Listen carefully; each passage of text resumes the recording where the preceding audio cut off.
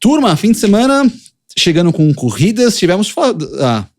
do fim de semana que nós tivemos de corrida, Cris, você estava lá em Sebring, 12 horas de Sebring. E aí, como que foi? Bem ondulado. Bem ondulado. Bem ondulado. Os caras nunca... Não, acho que nunca recapearam. Não, recapearam o mínimo necessário para não começar a sair terra da pista, né? Mas tá quase. Mas é aquilo lá, sei lá, 40, 50 anos. Sim. A pista, bem quente, meio que acima do normal. Agora, essa época na Flórida é final de inverno, começando a entrar lá na primavera e quase parece que não teve esse final de inverno, então estava bem quente e uma diferença muito grande da pista durante o dia para a noite. Tá. É aquela transição que já é um meio clássico de Sebring, mas eu acho que esse ano ela foi mais acentuada ainda. Tanto que foi muito claro, as primeiras 4 horas de corrida, os Cadillacs dominaram, mas deram um chapéu em todo mundo. E daí, a partir da 4ª hora, começou a mudar um pouco. Entrou o Acura no meio, daí eles dominaram um pouquinho, daí o Nasser, que estava bem ruim no começo, entrou na briga e ele passou a dominar. E daí, no final da corrida, ficou meio que bem equilibradão. Era bastante sobre track position. O Nasser, eu acho que no final, a hora que escureceu, ele não estava com um carro tão forte que nem ele teve mais ou menos no meio da corrida. E aquele pega no final da corrida, depois foi legal. Depois de 12 horas... Deletrar com o Bourdais. O Deletrar e o Bourdais foi sensacional. Deletrar mandou muito bem naquela freada da 7, que é a curva mais lenta da pista. O Bourdais veio se defendendo, né, do lado de dentro. A hora que ele resolveu ir para a esquerda para frear no limpo, o Deletrar meteu por dentro. Eu tenho certeza que o Seb ele não estava esperando. Seb sendo Seb, ele de repente poderia ter freado em V e daí os dois iam bater, mas ele já está fazendo isso há bastante tempo. Ele sabe exatamente as consequências. Tentou repassar ele, mas o moleque mandou muito bem. Inclusive, o pai do Deletrar correu comigo de Fórmula 3000. Olha só. Ele também correu alguma etapa de Fórmula 1, não? Ele correu. O pai do Deletrar, mas fez acho que 2 corridas só.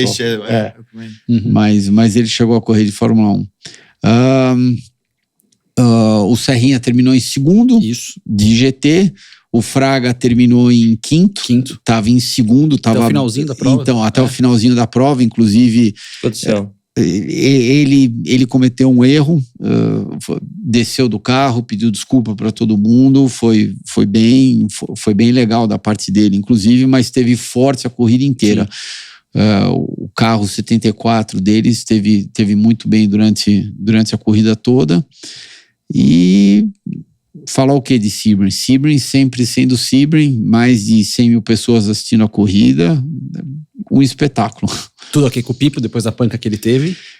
O Pipo teve muita sorte. Ele teve uma panca forte. A sorte que ele acertou uma parte que tinha muito pneu, isso deu uma amortecida legal. E do jeito que o carro virou de ponta cabeça, ele ficou meio que cravado nos pneus. O Pipo não conseguia abrir a porta. Então ele ficou de ponta cabeça dentro do carro. Eu acho que até tirarem o carro, até...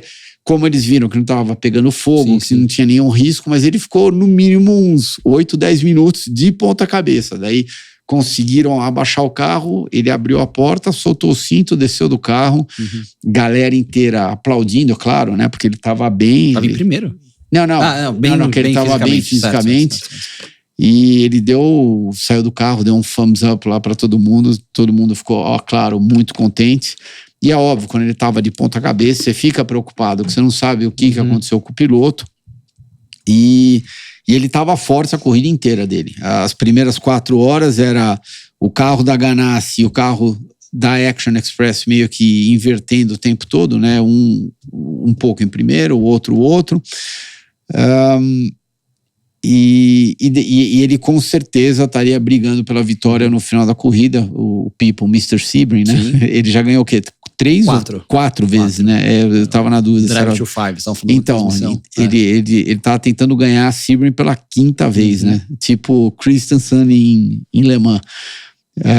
Fez a pole, tinha feito a pole da corrida. A classificação foi foi um pouco atípica por causa de bandeira vermelha, tudo. Então, eles acabaram tendo muito pouco tempo e muitos pilotos só conseguiram dar uma flying lap, mas é igual para todo mundo. Se o Pipo souber aproveitar essa flying lap melhor que os outros, que bom para ele, né? Então, ele já tinha largado em primeiro, o carro tava redondo e com certeza ele estaria brigando pela vitória no final da corrida. Show! Então, Deixa eu te fazer uma pergunta assim, a parte.